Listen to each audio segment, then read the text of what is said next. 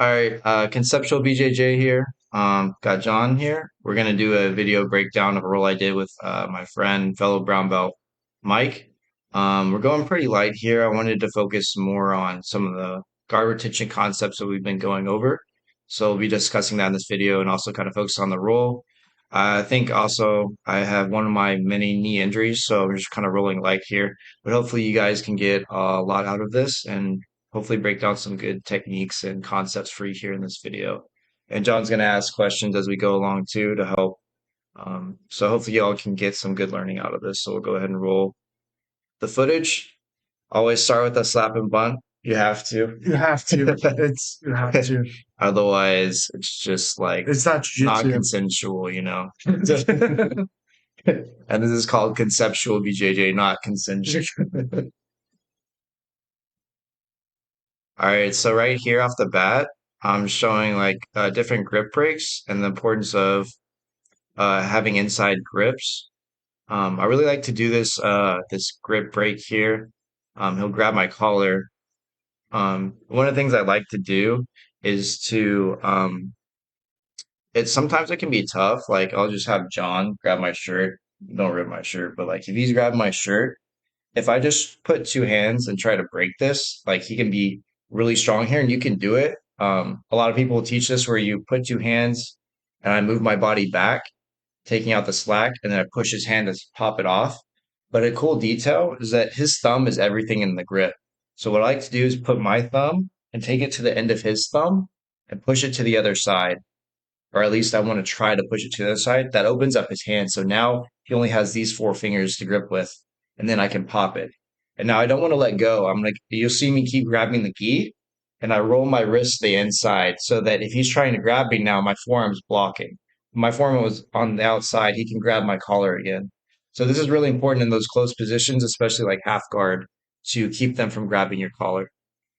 It seems like he's trying to uh go for the knee smash, but you have the grips preventing him from doing so.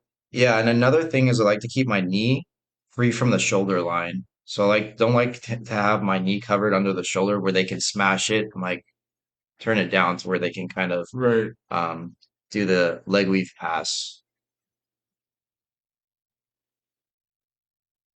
So a lot happened just right there. Yeah, I It's didn't like miss it.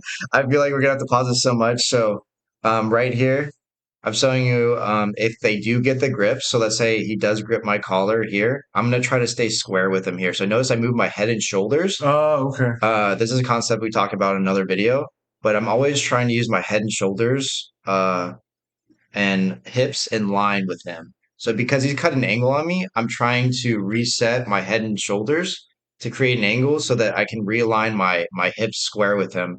That creates a larger distance for him to pass. If I just stayed on the side there, it'd be much easier for him to pull in and keep me in that position. But because I realign my hips, I'm now able to use my legs now more effectively And you're creating more distance. as frames and keeping Yeah. that distance. So it makes it a little bit harder to pass, or a lot harder to pass rather. So right here, he scoops under to go for an underpass. And sometimes I like this, especially if it's low on the arm. I start setting up a 2-on-1 arm drag to go for the triangle, and I'll even close my legs low and then break their posture into a triangle. So Mike feels this immediately because he's obviously a smart, brown belt, and he pulls his arm out as he feels my legs close, which is very good. And so I still have this 2-on-1 kind of grip that I have. I don't have the other hand right now, but I start sitting up like I'm going to go for a hip bump sweep, and Mike comes back into me to keep me down. And I use that momentum to go for the sweep where I use the pendulum sweep where I trap his um, near Tricep. side. Yeah, I grab his tricep so I have this 2-on-1 grip that I can use to either go to the back or sweep. Because his weight's coming back into me to keep me down, I use that momentum and I trap his angle. And I'm going to use Uh, my leg to pendulum over for that pendulum sweep. right. So a lot of these techniques work based on action reaction. So if I just tried the pendulum sweep by itself, it probably wouldn't work. Hmm. But because he sees me coming up for either a bump sweep or the back take, he's coming back down to keep me down. I'm using that momentum to keep it going by using the sweep. One of the things I've learned as I've gotten more high level and rolling with higher belts is that it's not about just executing the move, but setting up moves in advance um, to get what you want. You're not gonna just throw someone. You're not just gonna sweep someone. You're not just gonna submit someone on the first try. It's gonna take multiple iterations of different moves to get what you want. Yeah, and also on Mike's part, it seems like sometimes it seems counterintuitive. Like you want to go into the person to keep them down, but on a hip bump sweep and things like that, you actually want your hips high. You actually want to raise your hips up a little bit because they're trying to get their hips over you. If they're trying to hip bump sweep, you actually want to elevate your hips a little bit to make it harder for them to get your hips over. It feels kind of counterintuitive, but Yeah, try it in practice, it actually works. Um, sorry, we'll rewind this here to see the full effect. So I go for the triangle. I go to sit up, like I'm doing a sit up sweep or arm drag. He pushes back into me, and then I use the 2-on-1 to set up a pendulum sweep. And right here, I'm letting him try to recover guard. he goes go deep half. Mike does an excellent job of recovering here, going to deep half and switching sides. And so I go to front headlock position, and I really like this position for to set up guillotines, darces, and anacondas. And the way his arm was reaching across, it allowed me to feed the anaconda choke. So we'll go back here where Mike does a great job getting to his side and he feeds that top arm underneath that keeps him safe for triangles and everything and starts going to like a deep half position. And so he switches sides to come back up, which is really smart. Mike did a great job. So Mike, if you're watching this, like great job coming back up to like a single leg position here. But on these single legs, I like to come up for a front headlock. So if Mike had his forehead more in the chest, Yeah, because he's looking down at the mat, anytime somebody's like looking down at the mat or have a chance to get my chest over, I usually try to go for front headlocks and then start like a series where I can go for chokes or back takes from that position, depending on how they defend. So I first wrapped the arm over, and I got an arm and his head. So Mike does a good job. He tries to defend the grip, so he reaches across to release my grip. But because I already have the grip on his chin, it blocks it because his arms are crossed. It's a little hard to get the guillotine, like a guillotine grip, but it opens up room for the anaconda. So like if John has his arm here, if I'm feeding my arm across here, if he feeds his arm here, it's hard to get this because yeah. this shoulder space to get a guillotine like all the way across. But because his arm's this way, I can now feed it through this gap and start opening up an anaconda. Um, so for defensive aspects, if I was in my position, I like one hand on the wrist, but also blocking the hip. That helps block a lot of the initial anaconda. It won't stop it, depending if they get a full lock, but it'll help buy you time to get out if you block the hip. Because once the hips come in, it's pretty strong. So I start feeding this across to get a deeper grip, and you'll see me. I lock it just initially on my forearm, and then I'm going to stretch my arm to feed it all the way I see that. Yeah, to my tricep, and I lock the leg. And a lot of that choke is the compression. So anytime I can lock a leg or get over the hip, it really helps like crunch their chin to their chest. And that's what you're really looking to do for any kind of front choke, whether it's like guillotine, anaconda, darce, really crunching their head to their chest. I mean, if you have your forearm or something here and you just push your chin to your chest, you're already like choking yourself. So most of the choke is that compression. there's a lot of group fighting going on right now. Yeah, let's rewind it a little bit. That's a lot happening. So it's that bump. I like to get collar grips because I can use my knuckles right here on their like collarbone clavicle area, like on their bone, to where I can create distance. So if he's trying to come into me, I can slow him down, especially if this arm is straight. That way it's like structure. If this arm is bent, he can like push into it, and that's more like just using strength, right? But if your arm is straight, you can hold a lot of weight with your arm straight. So I can feel him push him into me, and I can react better and scoot back and slow him down. And that also allows me to gauge distance to where I can get my legs in. So I grab a grip and I'm gonna start to get my legs in. He breaks my grip, and this is something good is to know when to switch grips. So you don't want to be attacking the same thing. You want to go with what your opponents give you. So in this instance, you can see when he breaks my collar grip right here, I immediately go to the sleeve. So he breaks this, and I get the sleeve. Oh, So I nice. go for That's a two slick. on one. So rather than fighting for the collar, because I keep fighting for the collar, I'm going to lose that because he has control of my sleeve. You I switch, transition to a different yeah. grip. So I Yeah. switch to like I really like the two on one grip, especially because I can go for arm drags, triangles, and things like that. And it's also hard to pass if their arms like across their body. So I like them in no gi, but also I think it's really effective in gi and probably underused is this like this grip on the wrist and the back Mm-hmm. of the tricep armpit area for gi as well. Does a sweep.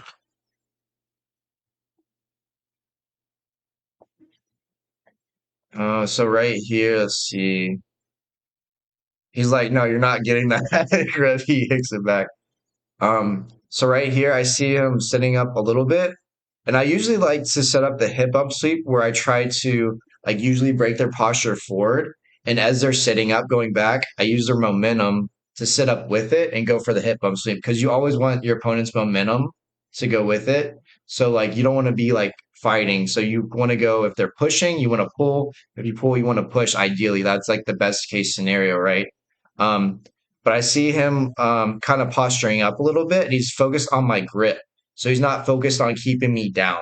Like he doesn't Okay. have, traditionally, you would have an arm keeping your chest down. Because he's focused with two hands on my grip, it gives me an opportunity to close that distance and to sit up. So I use that opportunity to sit up and go for a hip bump sweep here. And Mike's really good at recovering and getting to his side. Like it's really tough to keep my leg from being in his half guard. So I start to get under his arm, and I really like that far side arm control for the back because it helps control rotation. So a lot of people will control that top side arm when they sit to the back. Um, but the thing is, a lot of people can like, that Kimura, from top, and it can work really well. But a lot of people they can push it off their head, they can turn into it really fast, they can over rotate really fast.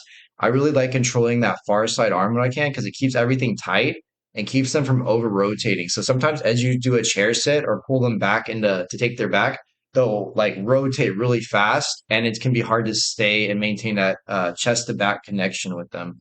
So I really like to grab like that far side shoulder or wrist. Um, Ideally, like I want to control that far shoulder to control that rotation as I take the back. And so here, like I'm not quite long enough. I think my knees hurt here, so I can't fully lock a body triangle because I don't remember which knee it is, maybe my left knee. I can't fully lock a regular triangle, so I just kind of sit here, and I think I moved to a foot on the hip um here shortly. I kind of like slow to register in my mind. I was like, oh yeah, I can't lock the triangle. My knee hurts, but 'cause my knee is injured. But like I really like this arm trap from the back, especially when they're good at defending the chokes. Mike's really good at defending the grips. He has his hands really close. He's doing the Home Alone where it's hard to you know, it's hard to like get grips on him. He's really good at fighting like those gi grips from the back. So rather than try to fight for the choke, I grab his far wrist and focus on pinning it to his chest You here. sort of peel it Yeah. off. Yeah, so I use my leg to trap and pin his chest. So I lock basically a guard around his, wrist, elbow area, and it depends on how he reacts. And if it stays trapped, I can isolate the other arm. If he takes it out, I have a triangle as well there. So I went to the arm lock from there with the wrist trap. I don't like it to even switch. Like you don't even have to switch this leg over the head because the arm's trapped. It controls rotation and it stops his other arm from Hmm. working to push your leg off your head. So Hmm. I like to maintain that position rather than switching if I don't have to.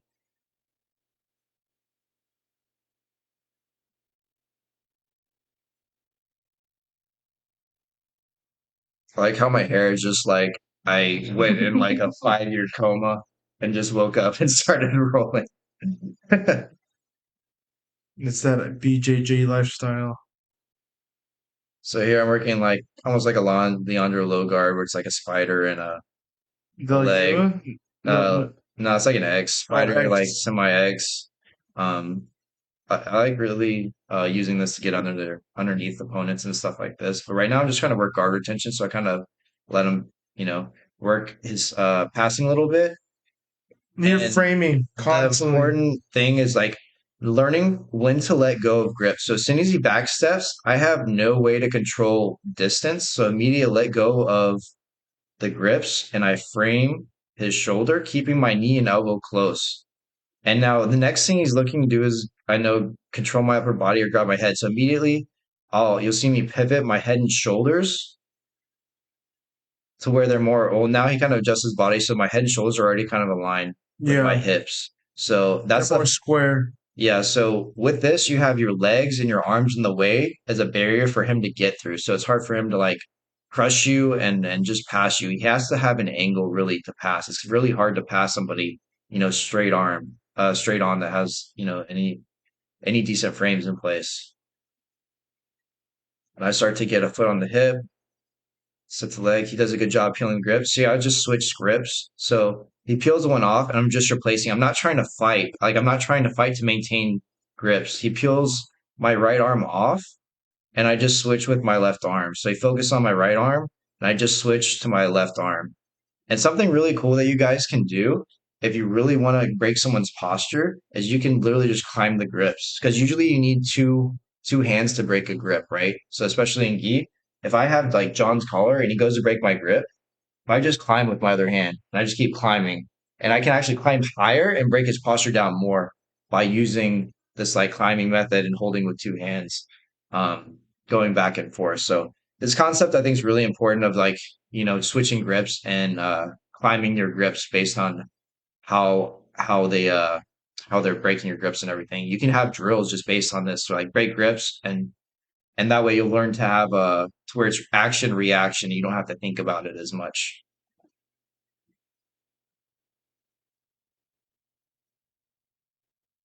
I go to that 2-on-1 grip and start working triangle, flips over. Uh,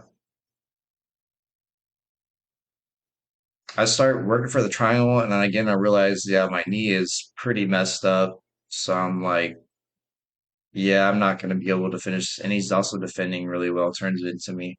So I block his hip, slow him down from turning to his knees a little bit, and then I stack his legs. I really like stacking the legs. Some people are afraid to um get back put in guard.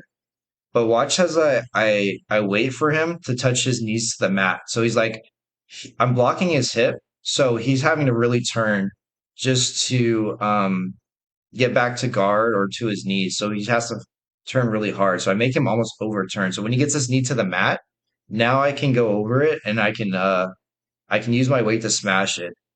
If I go to the head because he has my leg. I think Hmm.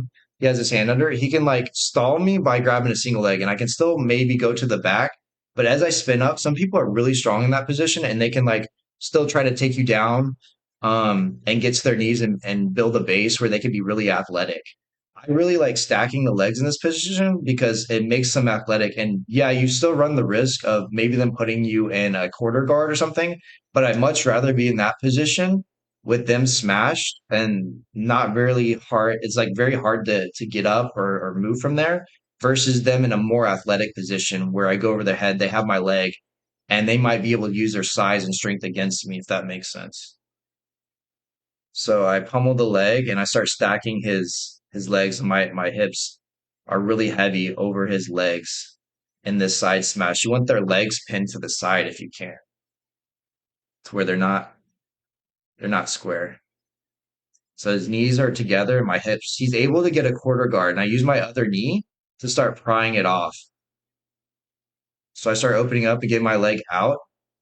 And because he's on his side, I start working for a Darce choke where I get a short arm Darce where I'm trying to grab my wrist because I can't fully get the Darce grip with the gi material, and he's also has like very good defense and thick shoulders, so I wasn't able to get the choke. Um, he did a really good job of defending as well, so it was very hard to like pull his head down. Obviously, he knows what's going on.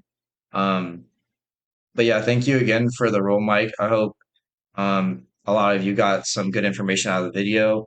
Let us know if you want more videos like this. Breakdowns will hopefully help your game and improve and get something out of it. Do you have any questions? No, I just think it's just noticing like whenever higher belts roll, there's a lot more detail that is that is used whenever you're rolling. There's a lot more nuance. So I really appreciate looking at these roles and having Brett analyze them because helps me to think more into my game and how I can develop it more instead of trying to just focus on only one thing at a time because there's a lot of things that happened Yeah, um, yeah, in that couple roles. But part of being a BJJ practitioner is obviously you can have a specialty, but you have to know jujitsu in general. And a lot of that comes from studying the material, studying techniques, studying how to connect techniques. And so I like even Mike did a good job of, especially when he went to that deep half to single. I was like, wow, I didn't know you could even do that. So yeah. Really good transitions. And yeah, it's like the more I know, the more I realize I don't know, right? So no matter what level you are, you're just constantly improving and seeing details. And hopefully that'll help you like get some insight too, because the way I used to, like, especially with guard and everything, I'd be like, why am I getting passed or whatever? But when you're starting out, you might be getting passed and you don't see the 10 things that happen before your pass that's causing the pass, like um and as you get higher, you get better at denying that first step. So first step is like the grips. So if they get that collar grip and like a leg weave pass or whatever, you're already very behind. Like and especially at a high level. Now you have to like catch up. catch up or break the grip, and it's going to be much more difficult. But as you get better, you see things. It's like if you know all the moves like in chess, you can now start coming up with strategies and everything. So Yeah. if you know what they're going to do, and you know like the grips that they're looking for, and to avoid, if you can start getting your dominant grips and stuff like that, that already puts you a step ahead. And I think the more that I learn about jiu-jitsu, it's about usually the person that does the best is the one that's proactive and making the other person react and being a step ahead. Because that way, that person's having to react to you versus you react to them. And that's what I feel with the people that I roll with that are the best. That are like next level and everything, they always seem to be setting the pace. Unless, I mean, obviously, if there's a huge skill discrepancy, you can play around, let people get deeper and work on the weaker parts of your game. That's a whole nother topic. But when you're competing or getting better, they usually are the more proactive, making you react, play their game basically, um, and seeing all those like small details that a lot of people, and when I was starting out I had trouble with, of like, why am I getting past, and I didn't understand that, oh, they need these grips and this certain angle, and I was just trying to push them more than I was using angles and correct technique, framing and everything like you're supposed to recover. um, so this video is focused more, a little bit more I tried on guard retention. So hopefully you got some concepts that benefited on both sides. But yeah, I think it was a good detail. Hopefully, we can put out more videos like this. If you guys like it, just let us know. We'll see you in the next video. Thank you so much for watching. Appreciate you guys.